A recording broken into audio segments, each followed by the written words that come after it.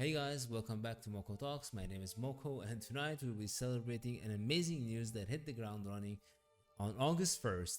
Feminist frequency is finally shutting down. Finally, finally, after all these years, guys. I can't tell you how good this makes me feel. Seriously. So let's get a little bit serious here. Feminist Frequency is a non-profit organization that claim to be the voice of women in the gaming industry, be it women in the gaming world, like characters or developers or gamer girls.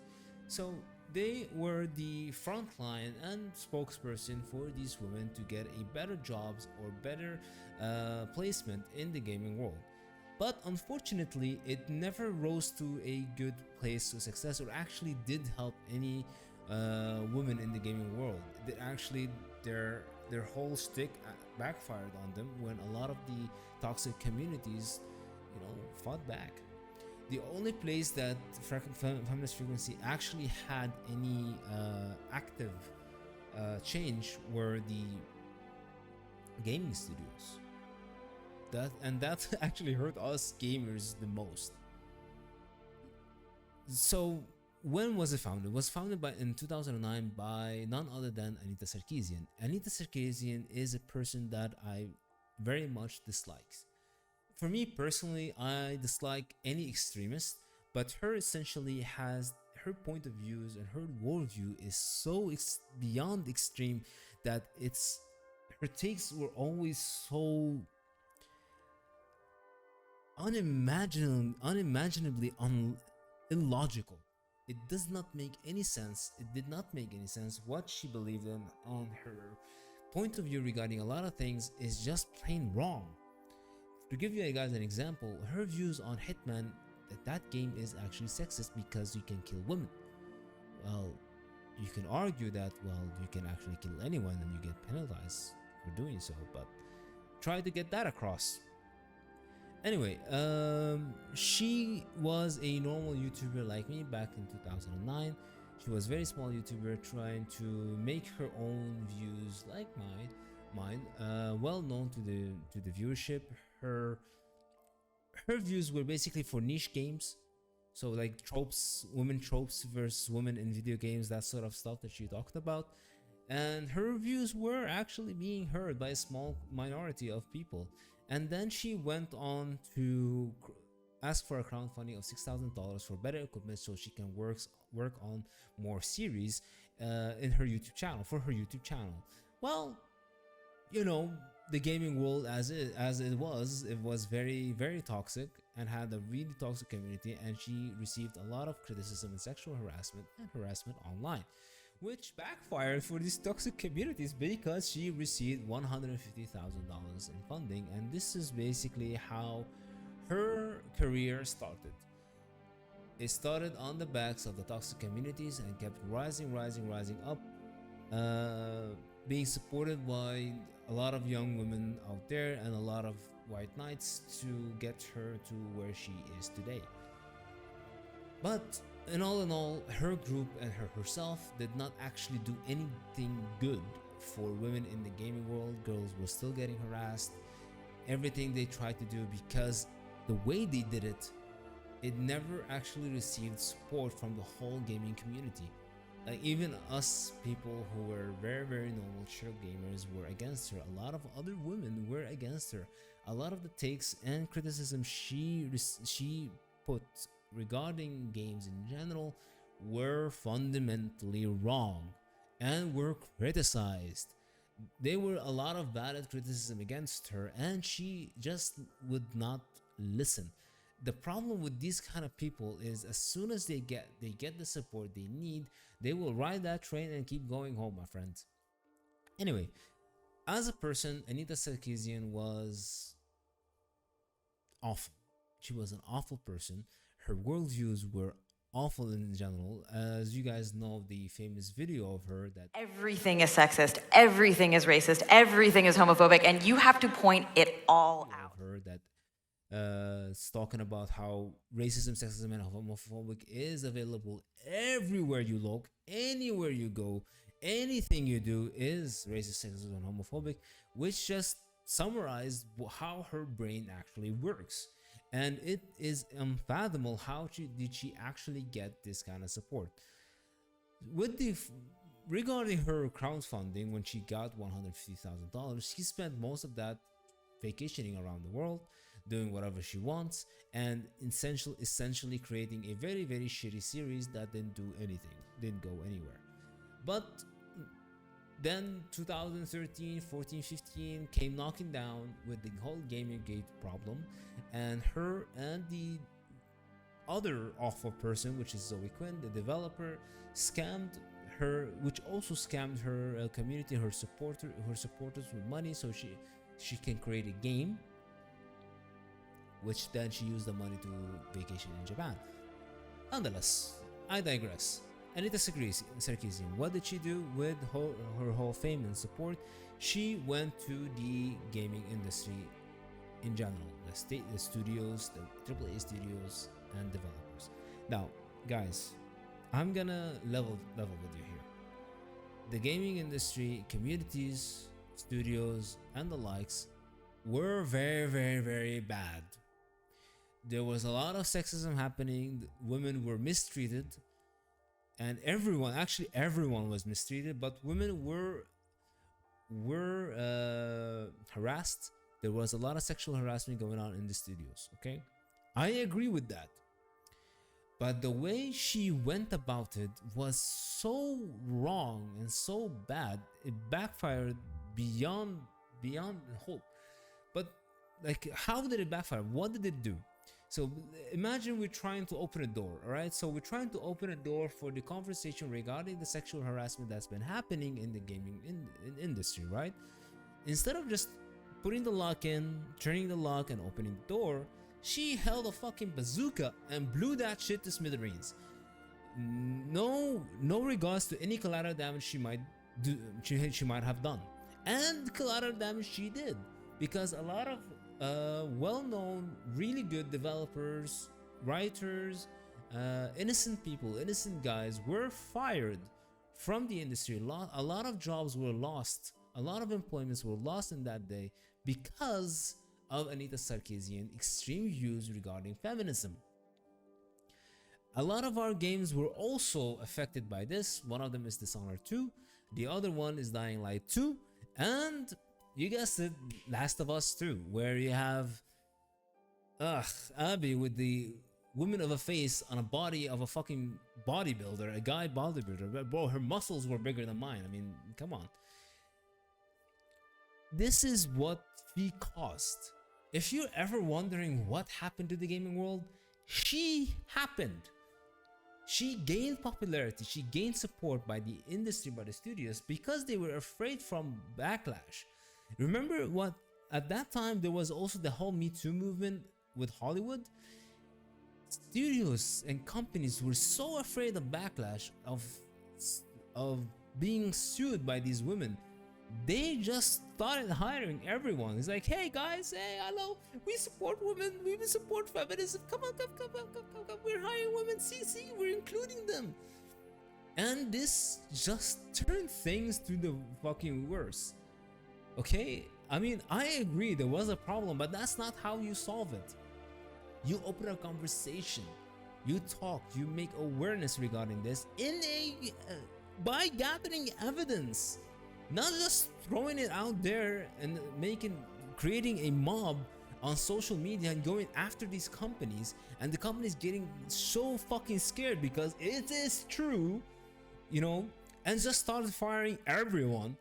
And then it became so extreme to the point where if you have any valid criticism regarding anything Anita Sarkeesian says, or anything regarding this kind of trope or this kind of thing in the video games, you will get cancelled. You will get fucked. People will bury you. It got to the point where communities got even more toxic toward girls. Girls and gamers actually could not do anything because of Anita Sarkeesian. Because if a girl tried to open her mic at that point in time, she would get fucking buried. And it was not her fault. It was not the girl's fault. And then you have this side being extreme and that side being extreme, and then we're all having like fucking punching out each other, man. And the only people getting hurt were girls and normal people who just want to fucking play video games. But we couldn't do even that anymore because of the horrible writing we kept getting, because AAA companies kept getting bad developers.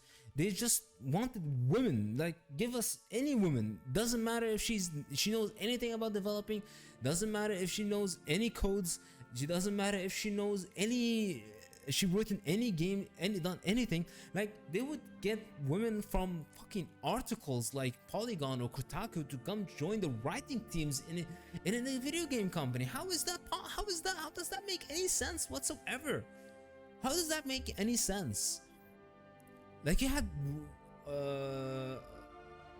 authors from articles from IGN going to a triple game company, and as soon as she went there, became part of an integral in the writing team, that the writing quality went way down. They ruined an amazing franchise like The Last of Us because Neil Druckmann was best friend with Anita Sarkeesian. It was insanely horrible at that time, guys. And thankfully, after 2019, 2020, things started calming down. Anita Sarkeesian became very irrelevant. People just stopped fucking giving a crap about her, you know. And this is not just me saying this, by the way, not me as a guy. You have a lot of women influencers hated Anita Sarkeesian. Her views were so bad that anything was not okay. If she says it's not okay, then it is not okay, like in general. But it's not the case. Like she criticized that there was no women main characters in video games. How is that possible? Well, there's a lot of women in video games. What are you talking about? Like Tomb Raider for an example, Lara Croft.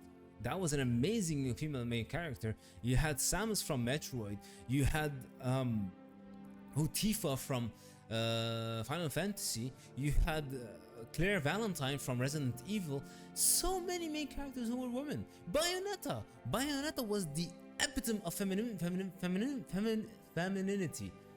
But if Anita Sarkeesian or anyone from the feminist frequency or the supporter of that, they see Bayonetta, they say, oh, she's been sexualized. No, she's not being sexualized. That's how women should look like. And it's beyond annoying for me. These women, feminists actually, these extremist feminists were always saying that it's empowering for women to have a muscle bound, like very muscly, bulgy body. But bro, women are empowered if they look like men. How does that make any fucking sense? And on top of all that, feminist frequency were actually hurting their own employees. Their employees were not literally going on Twitter saying that they don't have enough for their rent, while Anita Sarkeesian was going around the world seeing Morocco and whatnot. It's just this whole thing with Anita Sarkeesian and Zoe Quinn, by the way. Zoe Quinn was an essential part of this as well. Actually destroyed the gaming industry as we had known and loved by nitpicking a lot of things, by creating problems that did not exist in the first place. Like they had a problem with women in video games being saved by the main character, and they say, well, why she's weak, but she's not weak. Like you actually get invalid criticism against them, and they just don't want to hear it.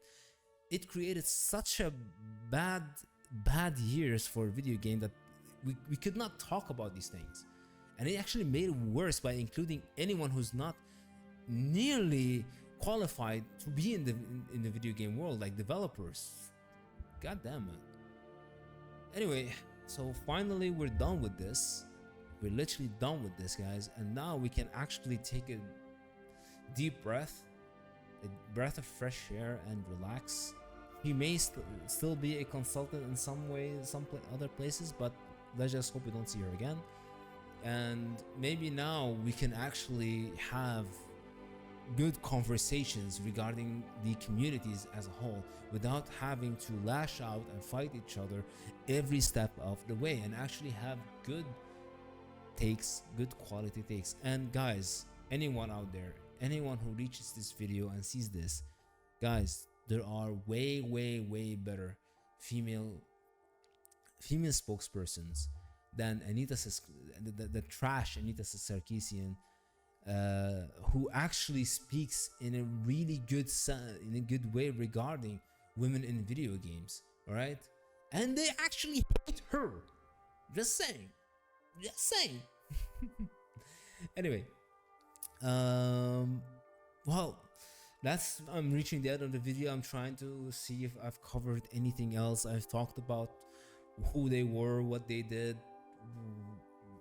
what results they achieved regarding this. I think I think we have reached a point in time where we're finally seeing everyone is seeing the light. Everyone is seeing how the world is actually is. Like, not everything is marginalized. Not every group is marginalized. Not every group is being oppressed. Not every group is being the world doesn't revolve around the United States. I'm just sorry, I'm gonna say this. I know, guys, most of my viewers are from the United States, and I love you guys, but I'm just gonna say this. We've reached a point in time where we're done with being labeled as assholes, as oppressors, even us as video gamers, essentially. And our communities are actually becoming more and more wholesome, but each and every year, when you have this you have the people that were young men and women, teens in the Gamergate era and Me Too era in 2013, 2014, and they're finally coming to an age where they actually understand the world, they have more experience in the world, and they're more tamer. They're tamer than they used to be. So I hope we have reached this kind of position. And I mean, we're still stuck with the with the industry, but as each and every game started to fail, not hit the bottom line, well, they're gonna have to start recruiting better developers than not just being, oh, you're black or you're white or you're a girl or you're of this that genders, hey, welcome. No, we're gonna start taking people who are qualified. And I'm actually loving social media regarding the gaming industry right now. We're done with this shit. We're over it. We don't care about it anymore. We just want good games, and I'm just loving it. Of course, there's still some people who are supportive of feminist frequency. I say to each and every one of these people, you are a deluded person that have not seen the real world, have not experienced the real world. Touch some grass and let's join the table again, right? I don't want to see any congratulations to that fucking group. That was a terrorist group, in my opinion, and they did not ever belong in the gaming world, right? Don't forget to like, comment, and subscribe. If you have anything else to add, guys, please add in the comments down below. If I've missed anything, if you have any opinion regarding this, if you hate or like Anita Sarkeesian, let me know why. What do you think she did? What do you think she didn't do? And I just, for now, just telling you, I disagree with you. No, just okay. All right, catch you guys on the next one. Ciao for now. Bye bye.